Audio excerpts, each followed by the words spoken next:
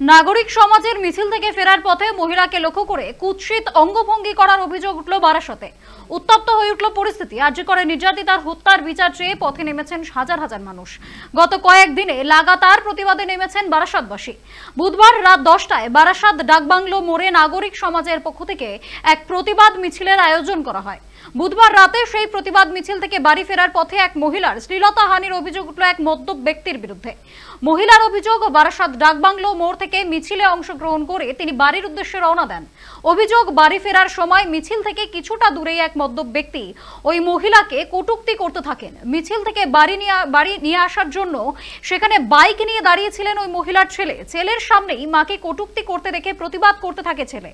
অভিযোগ, সেই সময় রাস্তায় ফেলে ছেলেকে মারধর করেন ওই ব্যক্তি। এমতো অবস্থায় মাকে বাঁচাতে আক্রান্ত হন ছেলে। পাশাপাশি শুধু ছেলেই নয়, ওই মহিলাকে ধাক্কা মেরে রাস্তায় ফেলে দেওয়া হয় এবং তার শ্লীলতাহানি করার চেষ্টা করে ওই ব্যক্তি। মহিলার চিৎকার শুনে আশেপাশের লোকজন হাতে নাতে ধরে ফেলেন ওই মদ্যপ যুবককে। মহিলা জানান, তিনি বারাসত থানায় পুলিশকে ঘটনাস্থলে দাঁড়িয়েই ফোন করেন। কিছুক্ষণ পরে ঘটনাস্থলে পৌঁছয় বারাসত থানার পুলিশ। ওই মদ্যপ ব্যক্তিকে বারাসত থানায় নিয়ে আসে এবং বারাসত থানায় লিখিত অভিযোগ দায়ের করেছেন মহিলা।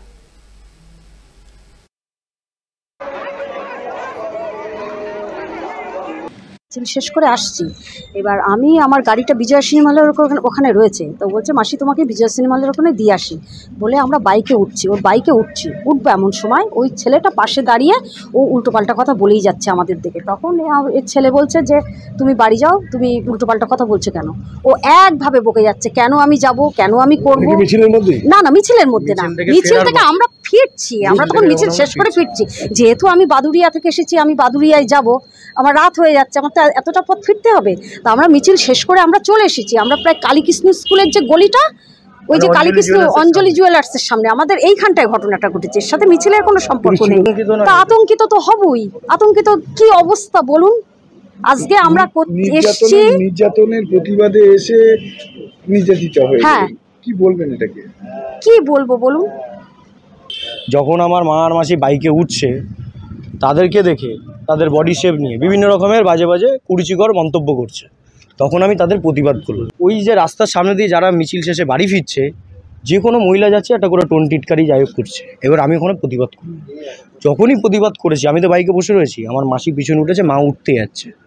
তখনই ও কী করেছে, আমার মা যখন উঠতে যাচ্ছে ও তখন এই কথাগুলো বলার সাথে সাথেই ও ফাটাকসে আমাকে এপাশ দিয়ে ঘুরে এসে, মানে বাইকের এপাশ দিয়ে ঘুরে এসে আমার কলারটা ধরে গাড়ি থেকে ঝাটকা মেরে নামিয়ে দিয়েছে। এবার আমি তো ব্যালেন্স নেই, আমি তো বাইকে বসে রয়েছি, বাইকটা আমার পায়ের উপরে পড়লো, ওর সাথে সাথে আমার ওখানটাতেই ও মারামারি শুরু করে দিল।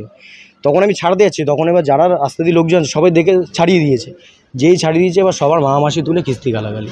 যাই হোক 10-15 মিনিটের মধ্যে পুলিশ ওখানে স্কট করেছিল, যাই হোক ওই মিটিংয়ে সেফটি করার জন্য। তারা এসে থানা থেকে গাড়ি গেছে, গিয়ে থানা থেকে নিয়ে এসে এখন তাকে নিয়ে এসছে থানা।